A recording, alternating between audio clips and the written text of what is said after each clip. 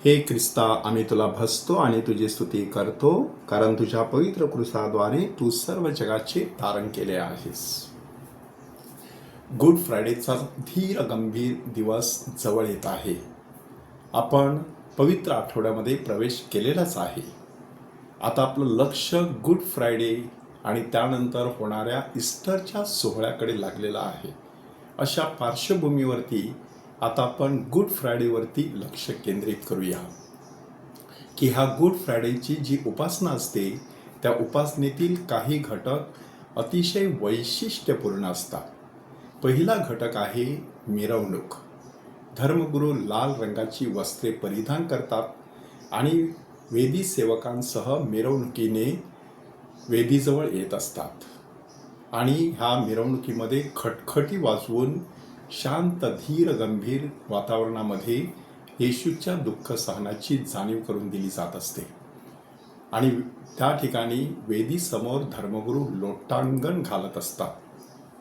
हे लोटांगण कसलं प्रतीक आहे?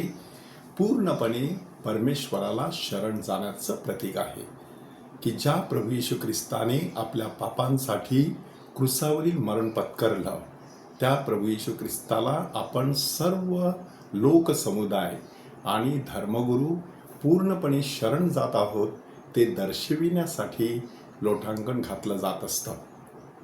वेदी मोकळी असते.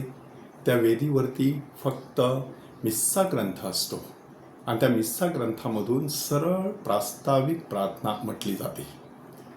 हा पहिला प्रवेश विधी संपल्यानंतर प्रभू शब्द विधी सुरू होतो.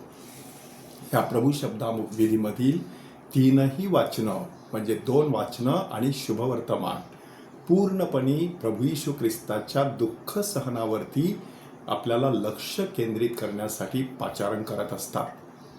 की यशायाच्या पुस्तकात अध्याय 42, अध्याय 49, अध्याय 50 आणि अध्याय 52-53 अशा 4 ठिकाणी आपल्याला परमेश्वराच्या सेवकाचा दुःख भोग अशा प्रकारचं वर्णन वाचायला मिळतं.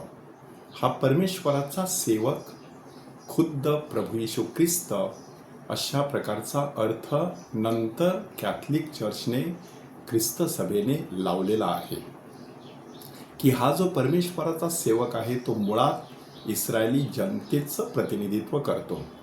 की कशा प्रकारे इस्रायली जनता बाबिलोनच्या गुलामगिरीमध्ये असताना त्या ठिकाणी दुःख भोगत होते.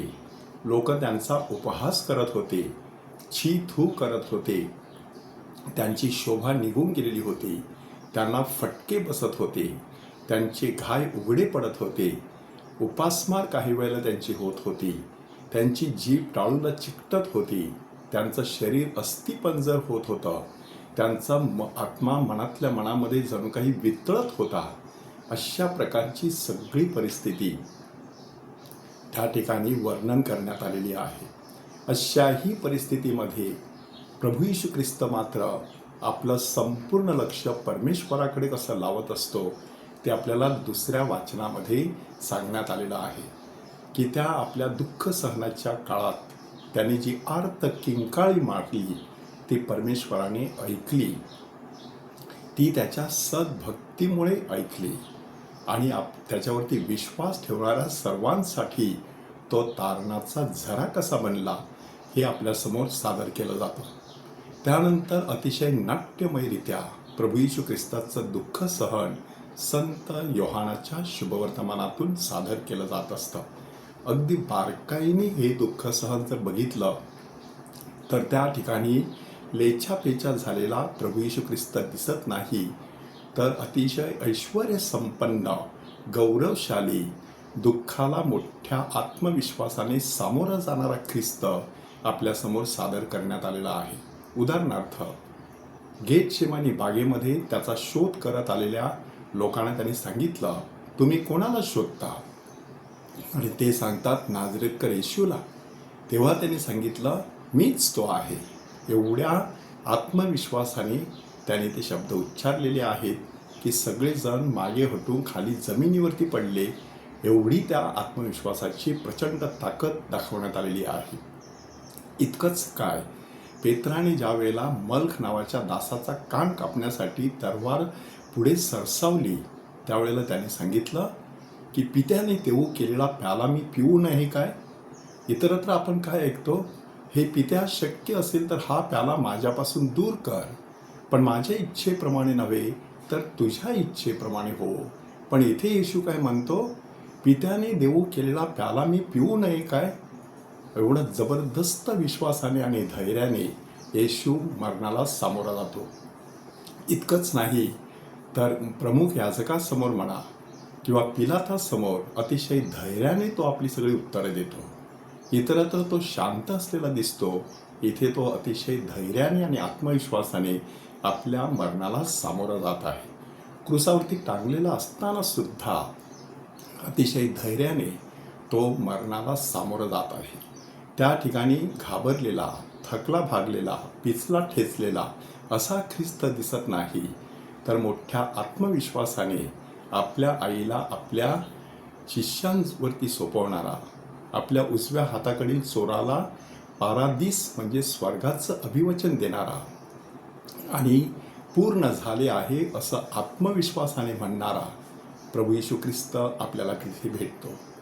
त्याचा दफन किंवा अंत्यविधीसुद्धा मोठ्या थाटामाटामध्ये एखाद्या राजाला साजेशा प्रकारे सादर करण्यात आलेला आहे. ही सगळी वाचनं ऐकत असताना प्रभू येशू ख्रिस्ताच्या अधिक जवळ जाण्याची शक्ती आपल्याला मिळावी म्हणून आपण प्रार्थना केली पाहिजे. त्यानंतर 10 हेतूंसाठी खास प्रार्थना केली जात असते. प्रभू येशू ख्रिस्तासमोर देवावर विश्वास न ठेवणारे, ख्रिस्तावर विश्वास न ठेवणारे आणि अधिकाराच्या जागी असलेले आणि समस्त ख्रिस्ती लोक, पोप महोदयांपासून सर्व अधिकाऱ्यांसाठी ह्यामध्ये प्रार्थना केली जात असते. दुःखितांची आठवण केली जात असते आणि त्या सर्वांसाठी प्रार्थना केली जात असते. त्यामध्ये देखील अतिशय तन्मयतेने आपण सहभागी होणं गरजेचं आहे. नंतर क्रूसवंदना सुरू होत असते. ही क्रूसवंदना अतिशय महत्त्वाची आहे, कारण आजच्या दिवशी तिथे साक्रामेंट नसतं, क्रूसाची आराधना केली जात असते. त्या क्रूसाला चुंबन घेणं, त्या क्रूसाच्या पायथ्याशी असलेल्या दानकोशामध्ये आपला दान टाकणं हे अतिशय भक्तिभावाने केलं जात असतं. की प्रारंभीच्या ख्रिस्त सभेत जेरुसलेमच्या लोकांनी आपल्या जमिनी विकल्या आणि त्यामुळे संपूर्ण जगभर ख्रिस्त सभेचा प्रसार झाला.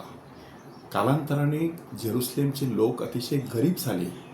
संत पॉलने त्यांच्यासाठी वर्गणी गोळा करण्याचं आवाहन केलं. मध्ययुगामध्ये बऱ्याच चांगल्या चर्चेसची पडझड झाली, म्हणून जेरुसलेममधील चर्चच्या दुरुस्तीसाठी, डागडुजीसाठी दान गोळा करण्याची प्रथा सुरू झाली. ती आस्थागळेत सुरू आहे. म्हणून हे दान देत असताना ज्या जेरुसलेममधील गोल्गोथा टेकडीवर ख्रिस्ताने प्राण सोडला, त्या जेरुसलेमची आठवण मनात असणं गरजेचं आहे. आणि शेवटी आपण ख्रिस्त शरीर विधीद्वारे ह्या संपूर्ण विधीचा समारोप करत असतो. अशा ह्या भव्य दिव्य गुड फ्रायडेच्या विधीमध्ये अगदी मनापासून सहभागी होऊन देवाकडे दयेची याचना करूया. हे प्रभो आम्हावर दया कर, हे प्रभो आम्हावर दया कर.